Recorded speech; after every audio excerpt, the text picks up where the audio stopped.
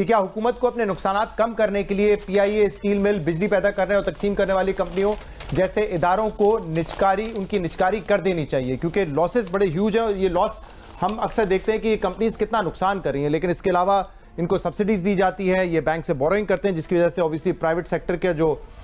Boring ہے اس پہ اثرات پڑتے ہیں، ان فنڈڈ سبسڈیز ہوتی ہیں، پینشن ایک بہت بڑا اماؤنٹ ہے جو اسٹیٹ اونڈ انٹرپرائزز کو دیتے ہیں ہم ہر سال۔ جی ظفر مسعود صاحب، آپ کا کیا اوپینین ہے اس پر؟ یہ اس کا جواب تو بہت سمپل یہ ہے کہ یقیناً privatisation is the way to go,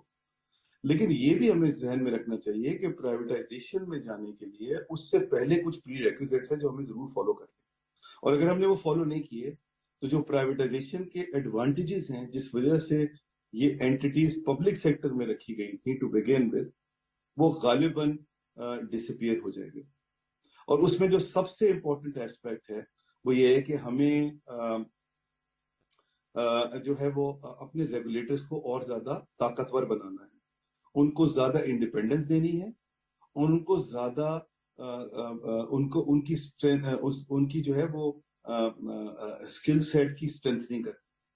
اور یہ بہت ضروری عمل ہے۔ جب تک کہ آپ ریگولیٹر جو ہیں ان کو تگڑا نہیں کریں گے، اگر پرائیویٹائزیشن میں جائیں گے تو اس کا زیادہ نقصان ہوگا۔ دوسرا جو امپورٹنٹ ایسپیکٹ ہے وہ یہ ہے کہ بہت جگہ کے اوپر ریگولیٹر اور ایگزسٹنگ اینٹیٹیز کو کمرشل ایکٹیویٹیز میں، جس طرح سول ایویشن اتھارٹی ہے یا جس طرح ایف بی آر ہے، یہاں پر ہمیں رول جو ہے وہ ریگولیٹر کا لیدا کرنا پڑے گا فرام دیئر کمرشل ایکٹیویٹیز، اور ایک الیکشنز کا پیس کر لیجیے، سمجھیے آپ، جس طرح ایف بی آر ہے، اور ان کو سوللی فوکس کرنا پڑے گا as an authority focusing on regulating the sector and improving and promoting more competition. جب تک کہ آپ یہ نہیں کریں گے تب تک اگر پرائیویٹائزیشن میں آپ جائیں گے تو آپ ان اینٹیٹیز کو صحیح طرح ریگولیٹ نہیں کر پائیں گے جو پرائیویٹ ہینڈز میں ہوں گے۔ دوسرا، ہمیں کمپٹیشن کو پروموٹ کرنا ہے، جس طرح ہم ڈیولوشن کی بات کرتے ہیں پولیٹکس میں، اس طرح ہی ہمیں ان اینٹیٹیز کو بھی اس طرح ڈیولپ کرنا پڑے گا کہ فار ایگزامپل اس طرح لاہور الیکٹرک کارپوریشن ہے، اس کو پرہیپس ہمیں ڈیوائڈ کرنا پڑے گا 3 یا 4 حصوں کے اندر۔ اس طرح ہی فیصلہ آباد کو پرہیپس ڈویژن وائز ڈیوائز کرنا پڑے گا تاکہ ان میں آپس میں بھی کمپٹیشن ہو سیم سٹی کے اندر، اور وہ مینیجیبل بھی ہو جائیں۔ ابھی یہ اتنی بڑی اینٹیٹیز ہے کہ وہ غالباً مینیجیبل نہیں۔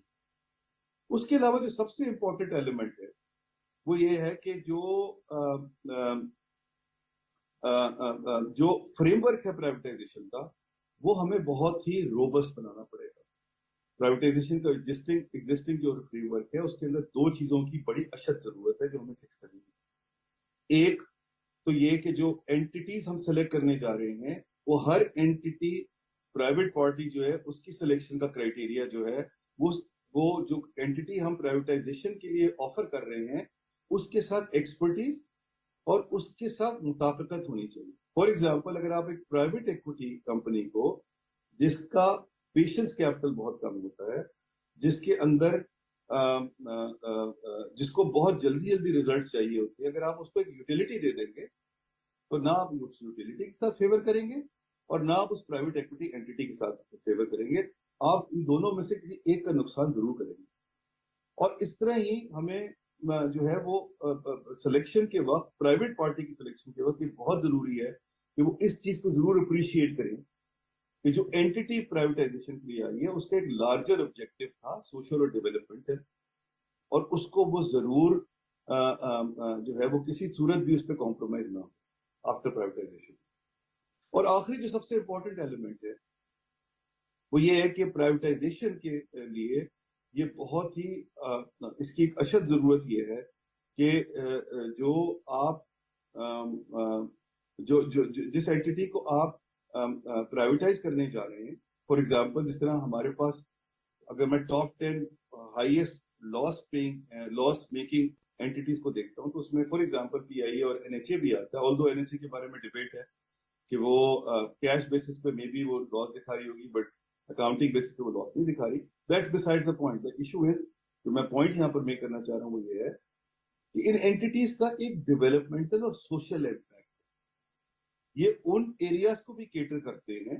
جو ادروائز پرائیویٹ سیکٹر کیٹر نہیں کرنا چاہتا، کیونکہ اس کی اکنامک وائبلٹی، فائنینشیل وائبلٹی اس طرح نہیں ہے۔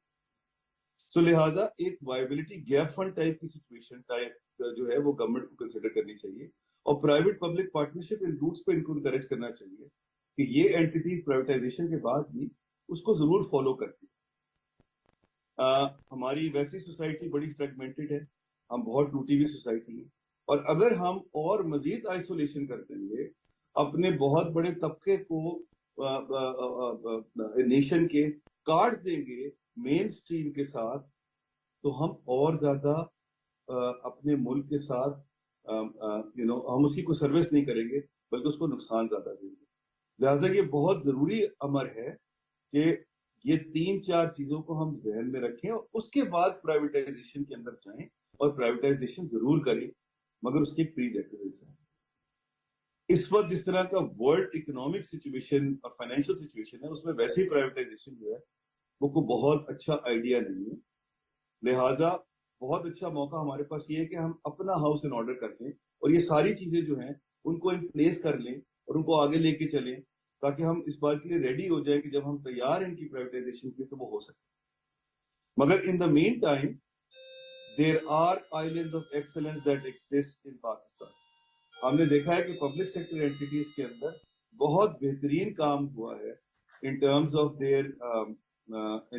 their restructuring, in terms of their improvement in governance. Banking sector is a classic example of that. لہذا اگر ہم in the meantime کم از کم اپنی گورننس کی ایشوز پہ فوکس کر لیں, ہم اپنے جو بورڈ آف ڈائریکٹرز ہیں اینٹیز کے اور مینجمنٹ ہے اس کو میرٹ پہ اپوائنٹ کر لیں اور ان کو فری ہینڈ دے دیں, انڈیپینڈنس دے دیں ٹو آپریٹ, اور ان کو ایک کور مل جائے کہ وہ جو پولیٹیکل پریشر اگر کوئی آتا ہے تو اس کو وہ ود اسٹینڈ کر سکیں.